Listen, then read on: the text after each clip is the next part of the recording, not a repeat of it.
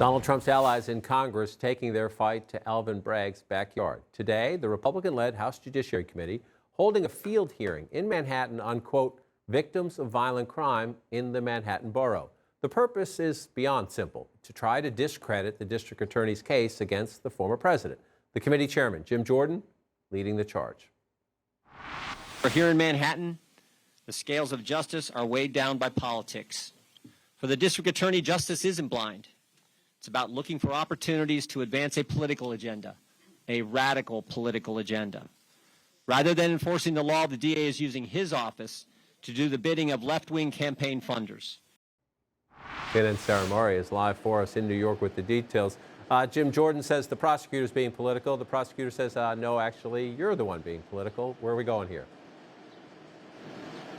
Well, look, I think we're seeing an escalation of this feud by Jim Jordan, the House Judiciary Committee, coming here, holding this field hearing on Alvin Bragg's turf to try to take aim at his record and highlighting, victims of violent crime in this hearing today. Now, Democrats have also traveled for this field hearing, which they have not done for previous ones the GOP has held on other topics, and they are saying that this is a political stunt, this is an abuse of power. A couple of them have said to some of the victims, we acknowledge these experiences you've had, this is horrible, but this is not our jurisdiction to be policing crime here in Manhattan. And of course, this comes, as you said, as Republicans on the House Judiciary Committee are trying to investigate Alvin Bragg's investigation of Donald Trump. Bragg shot back in court.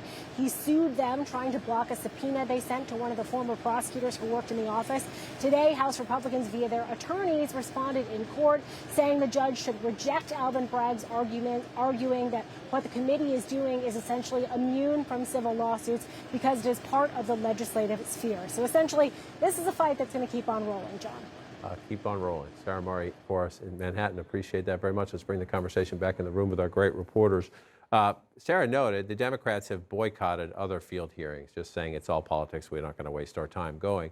They did go to this one. Jerry Nadler, whose district is not far away from where the hearing was today, says, look, Jim Jordan, buy a mirror. This is a stunt.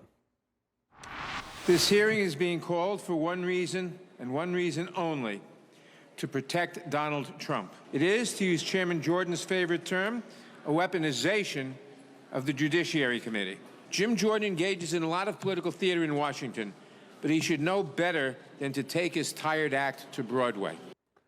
For people in the middle out there, base Republicans are with Jordan, base Democrats are with Nadler and the Democrats. For the middle out there, people are like, what is this?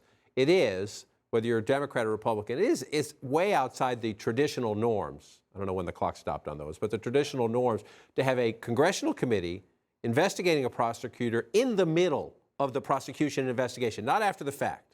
Yeah, and they announced this before there was even an indictment. It was after Donald Trump put out a social media post saying that he was going to get arrested. The investigation was still ongoing at that point. Republicans wanted to move forward and bring Alvin Bragg to come testify. That simply does not happen. They contend there's a legislative purpose. It's unclear exactly what that is, other than perhaps legislation to prevent a local prosecutor from bringing charges against a presidential candidate. That's their argument they're trying to advance, to contend that this is not an effort to interfere with this investigation. What will be interesting to me is that if Donald Trump is charged in any of these other cases in Georgia or on the federal level, will this Republican rush to defense also happen? Right now, they think the Bragg case is out of bounds. Will they think that about the other cases? Right. To the point you just made. So the Republicans think maybe they need legislation to prevent a local prosecutor from charging somebody who works in Washington, D.C., a president or somebody else. Didn't the Republican Party used to be for devolving power out of Washington to let local officials make? The intellectual consistency here is lacking. Well, look, the Democrats do have a vulnerability on the crime issue, and they know that. And particularly in New York, we saw it play out in the 2022 elections, that there were a lot of voters who went to the Republican side specifically. And in cities across America, we see voters, concerned about rising crime rates and unconvinced that Democrats, in some cases, have a plan to address this problem. However, by turning this into a referendum on the Trump indictment, Republicans are muddling that message. This is not a legislative hearing on a new crime bill that would put more cops on the streets, where Republicans can say, look, Democrats aren't solving the crime issue, but we are. Instead, they are going after this prosecutor in a way that, as you say, does call into question their commitment to principles about, local government rights and limited government and all of that. So I think that makes it harder for them to make a straightforward message on the issue where they might actually reach some people. And the Washington Post, knowing this hearing has come up, wrote a profile, New York Times, wrote a profile of Jim Jordan, knowing this hearing was coming up in their backyard. And it makes an interesting point about Jordan and how he sees his role in the Congress. It's over 8 terms in the House, Mr. Jordan has not been the lead sponsor of a single bill that became law, but he measures success in other ways. No single member of Congress has done more to push House Republicans to the right. I think that's true, and not just to the right, but to a combative right.